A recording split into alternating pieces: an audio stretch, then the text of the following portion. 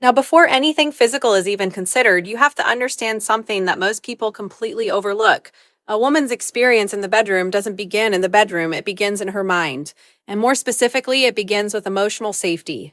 This is not a soft concept. It is not optional. It is foundational. Because when a woman does not feel emotionally safe, her body may be present, but her mind is guarded. And when the mind is guarded, true connection becomes impossible. Emotional safety means she feels respected, not evaluated. It means she feels accepted, not judged. It means she can be fully herself without the subtle pressure of having to perform, impress, or meet an expectation. And if that environment is not there, no amount of physical effort can compensate for it. Now, here's where most people get it wrong. They assume attraction automatically creates comfort. It doesn't. Attraction can exist alongside anxiety. It can exist alongside hesitation. It can even exist alongside emotional distance. What creates comfort is trust, and trust is built through consistency, awareness, and how you make her feel outside of intimate moments. Because from a psychological standpoint, intimacy requires vulnerability. And vulnerability is not something that turns on instantly. It is something that unfolds when the environment feels safe enough to allow it. Think about it this way. When someone feels emotionally secure, their nervous system relaxes. They become more present, more open, more responsive. But when there is even a small sense of uncertainty, fear of judgment, fear of rejection, fear of being misunderstood, the body subtly resists. Not dramatically, not always visibly, but enough to limit depth. And this is why emotional safety is directly connected to physical experience. Because when she feels safe, she is not thinking about how she's being perceived. She is not analyzing every moment. She is not holding parts of herself back. She is simply present. And presence is where real connection happens, but when safety is missing, even slightly, her attention shifts inward in a protective way. She becomes more self-aware, more cautious, more reserved, and that creates a disconnect, not because she doesn't want the experience, but because she cannot fully let go into it. Now, here's the deeper layer most people never consider. Emotional safety is not built in one moment. It is built in patterns. It's built in how you listen when she speaks. It's built in how you respond when she expresses something vulnerable. It's built in whether she feels heard or dismissed, understood or misunderstood, valued or overlooked. These small interactions accumulate, and over time, they create either openness or resistance. So when you step into an intimate space, you are not starting from zero. You are stepping into the emotional environment that has already been created. And that environment determines everything. If she feels safe, the connection deepens naturally. There is no forcing, no overthinking, no need to figure things out. It flows. But if that safety is not there, you will feel a subtle distance that you cannot quite explain, no matter what you do externally. And this is where awareness becomes power. Because instead of focusing on techniques or outcomes, you begin focusing on the quality of the connection itself. You start asking a different question, not what should I do, but how does she feel in my presence? That question changes everything. Because when a woman feels emotionally safe with you, she is not just sharing a moment, she is allowing access to a deeper part of herself. And that level of openness cannot be demanded, it cannot be rushed, and it cannot be faked. It can only be earned through consistency and genuine presence. So if you truly want to create a meaningful experience, you have to understand this at its core. Emotional safety is not a bonus, it is the gateway. And if there's one thing to take with you, it's this. When a woman feels safe enough to be fully herself, connection stops being something you try to create and becomes something that naturally unfolds. Now, once you understand the role of emotional safety, the next shift becomes even more important. And this is where most people completely lose the plot. They start focusing on performance. They start thinking in terms of technique, timing, doing things right, trying to meet some invisible standard. And without realizing it, they move out of connection and into execution. They're no longer experiencing the moment, they are managing it, and that's where presence disappears. Because presence and performance cannot coexist at the same level. The more you are focused on how well you are doing, the less you are actually there. And when you are not fully there, the connection weakens, even if everything looks right on the surface. You have to understand this from a psychological level. Human beings are incredibly sensitive to attention, not just physical attention, but mental and emotional attention. A woman can feel the difference between someone who is with her and someone who is thinking about themselves while being with her, and that difference is everything. When you are present, your attention is not divided. You are not analyzing, not overthinking, not trying to impress. You are simply aware of her responses, her energy, her comfort, the subtle shifts in the moment. And that awareness creates synchronization. It creates a kind of unspoken rhythm that cannot be manufactured through technique. But when you are performing, your attention turns inward. You start asking yourself silent questions. Am I doing this right? Is this enough?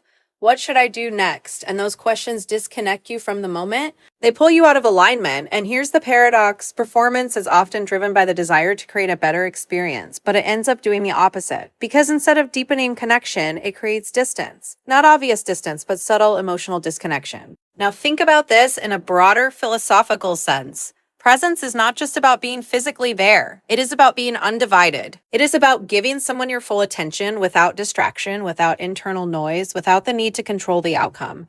And in a world where attention is constantly fragmented, that level of presence becomes rare. And what is rare becomes powerful. Because when a woman feels that you are truly present with her, something shifts in her experience. She feels seen.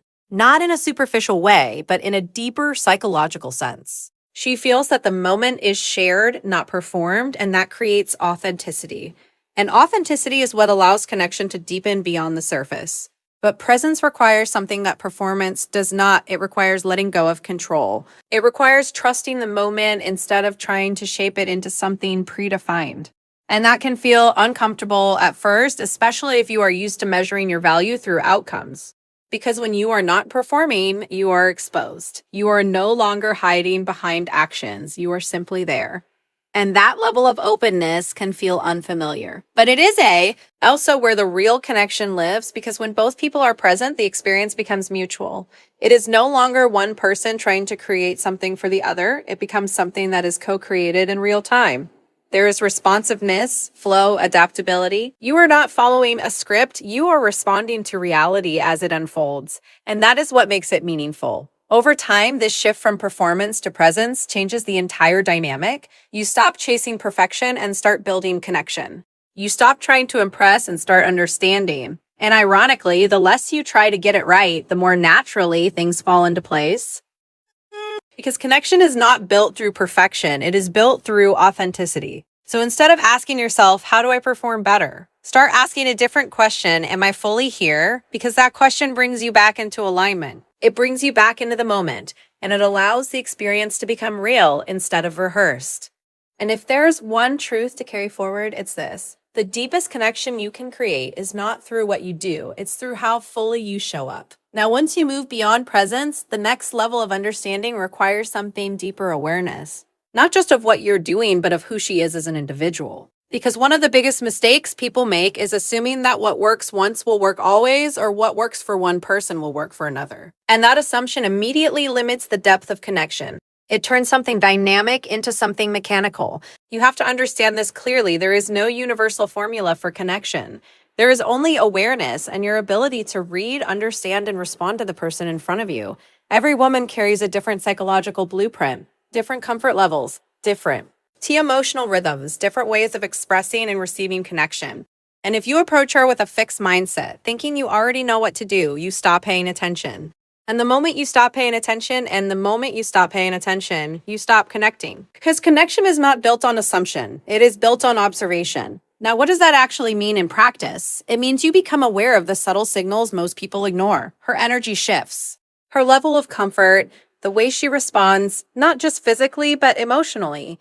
Is she relaxed or slightly tense? Is she engaged or just present? Is she expressing freely or holding something back? These are not things you analyze in a rigid way. They are things you feel through presence.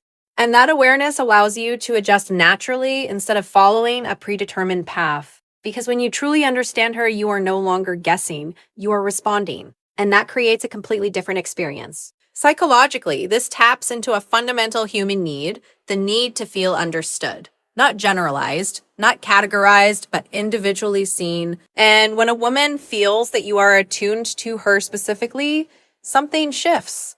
She doesn't feel like just another experience. She feels like a unique one, and uniqueness creates emotional depth, but awareness requires humility. It requires you to let go of the idea that you already know. It requires curiosity instead of certainty. Because the moment you believe you have it figured out, you stop learning. And when you stop learning, the connection stops evolving. And when you stop learning, the connection stops evolving. Now, here's the deeper layer. Understanding her is not just about observing her responses, it's about respecting them. Because awareness without respect becomes manipulation, and that immediately breaks trust. If she feels something, that feeling is valid. If she responds in a certain way, that response is real. Your role is not to override it, but to align with it. And that alignment creates comfort, which then allows openness to grow. This is where emotional intelligence becomes more important than any external action. Because emotional intelligence allows you to adapt. It allows you to slow down when needed, to shift direction when something isn't resonating, to create space instead of pushing forward. And that adaptability is what transforms interaction into connection. And over time, this builds something powerful, trust in your awareness. She begins to feel that she doesn't have to constantly explain herself because you're already paying attention. She doesn't have to guide every moment because you are responsive. And that creates ease. It removes pressure. And that creates ease. It removes pressure. It allows her to relax into the experience instead of managing it. And when that happens, everything deepens naturally. Now compare that to the opposite, operating on assumption. In that case, you are disconnected from her reality. You are following a script that may not match her needs, her comfort, or her emotional state. And that creates subtle friction. Not always obvious, but enough to limit depth, because no one wants to feel like they are being treated as a category instead of an individual. So the real question becomes, are you trying to apply knowledge or are you trying to understand a person? Because those are two completely different approaches. One is static, the other is dynamic. One is limited, the other evolves. And if you truly want to create a meaningful experience, you have to move beyond the idea of knowing what works and step into the practice of awareness moment by moment, response by response. Because in the end, connection is not built through repetition. It is built through recognition. And if there's one truth to carry with you, it's this. The more deeply you understand her as an individual, the less you will ever need to rely on anything else. Now, once awareness is in place, the next level that separates surface level interaction from real connection is communication. And not just communication in the obvious sense, but communication without ego. Because this is where many people unintentionally create distance. They either avoid communication out of fear, or they approach it from a place of defensiveness, where everything becomes about being right, being validated, or protecting their image. And the moment ego enters the space, honesty leaves it. You have to understand that communication in intimate dynamics is not about control. It's about clarity. It's about creating an environment where both people feel safe enough to express what they actually feel, not what they think they're supposed to say. But that kind of environment doesn't happen automatically. It is built through how you respond when she shares something vulnerable. It is built through whether she feels heard or corrected, understood, or dismissed. Because every time she expresses something real, she is taking a psychological risk. And your response determines whether that risk feels safe or regrettable. Now here's where ego subtly interferes.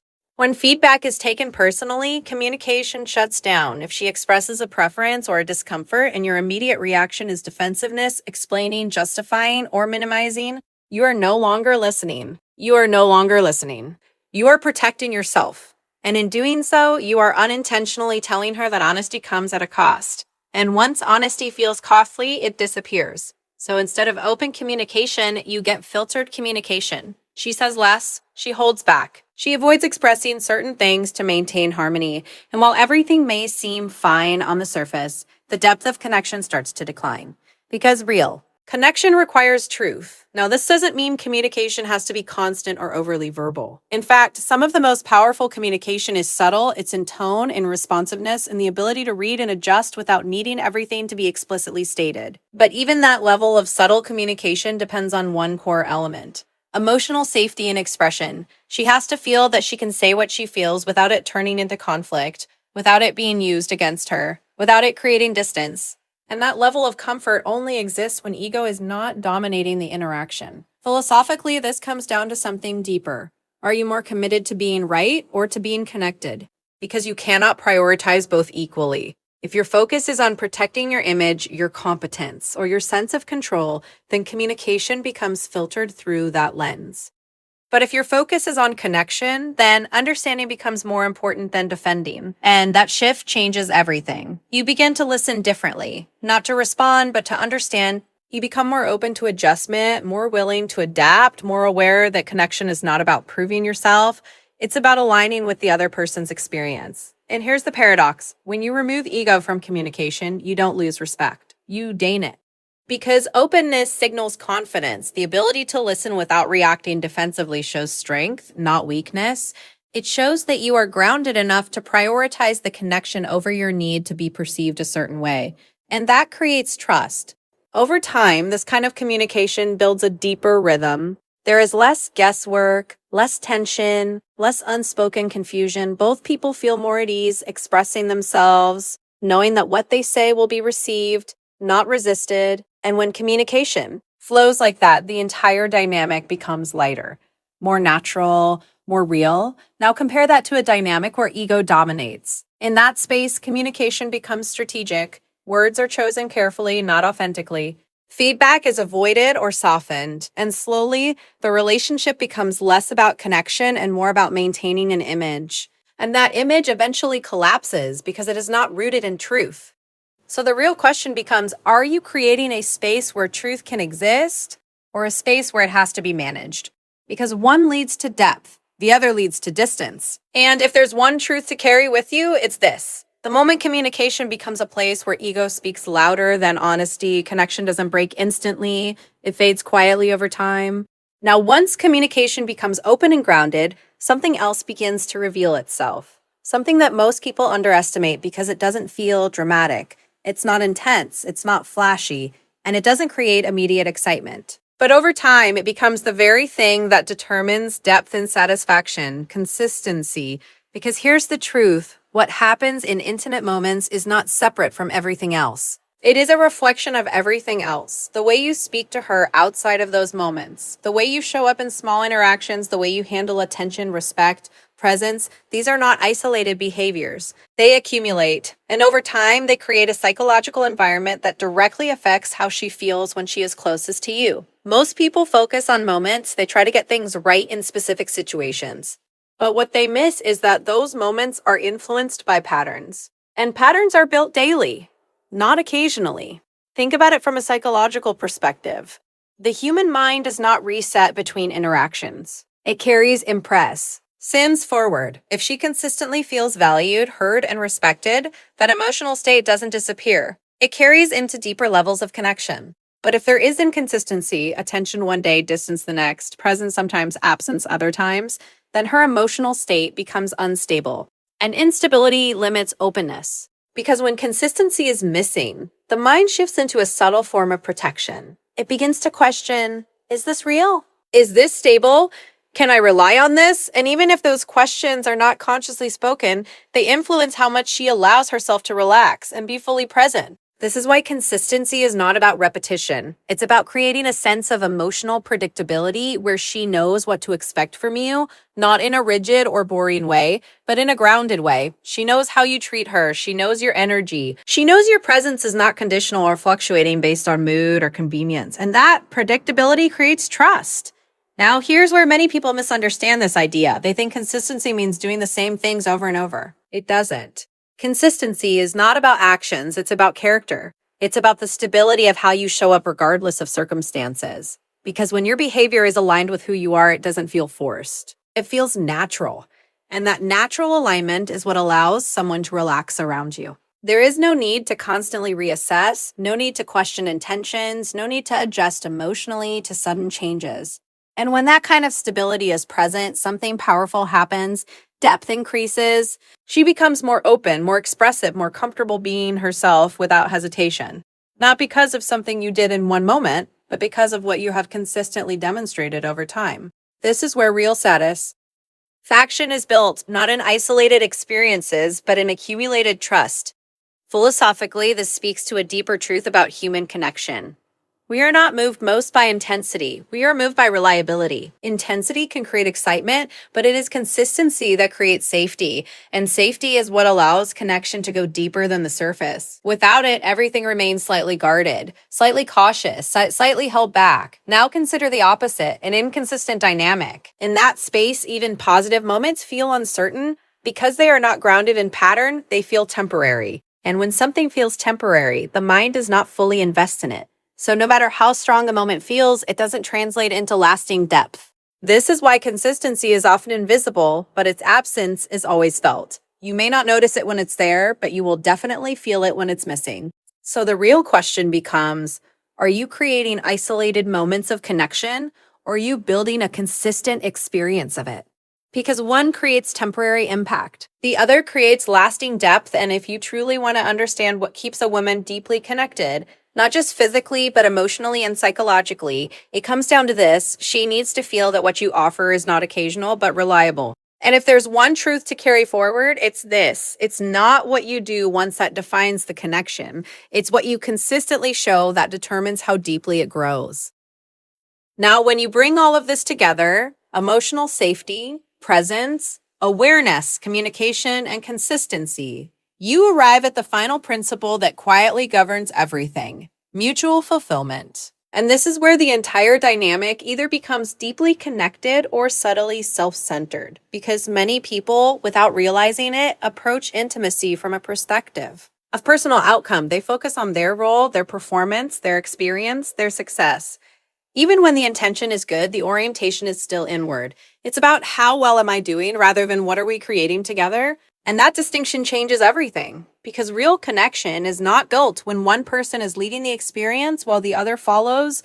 It's built when both people are actively participating in each other's experience. It becomes shared, not directed. Now, here's the deeper psychological truth: fulfillment expands when it is mutual. When both people feel seen, valued, and considered, the experience naturally deepens without force. But when one person becomes the center, either through neglect of the other or through overfocus on self, the connection begins to narrow. And that narrowing is often subtle. You might still be present. You might still be attentive. But if your internal focus is primarily on your own outcome, you're no longer fully attuned to hers. And that creates a gap. Not always obvious, not always immediate, but enough to limit depth. Because people don't just respond to actions, they respond to intention. A woman can feel when the experience is shared versus when it is being managed or directed. She can feel when her experience matters equally, not just as a reaction, but as a priority. And that feeling is what creates emotional alignment. Now, think about this from a broader philosophical perspective. Human connection is, at its core, a reciprocal exchange of awareness. It is not one person giving and the other receiving.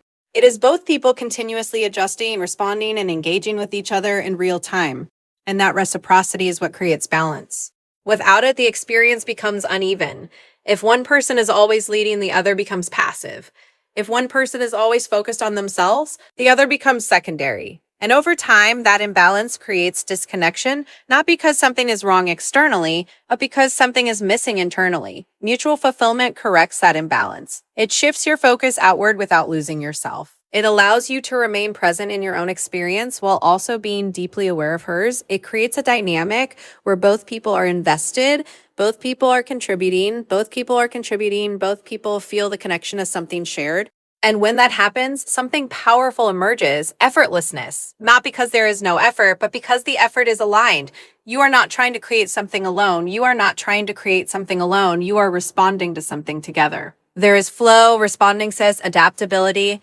The experience evolves naturally because both people are engaged in shaping it. Now, here's the key insight. Mutual fulfillment is not about sacrificing your experience for hers or prioritizing her at the expense of yourself. That creates another imbalance. It is about integration, where both experiences are valued, both perspectives matter, and both people feel equally included in what is happening.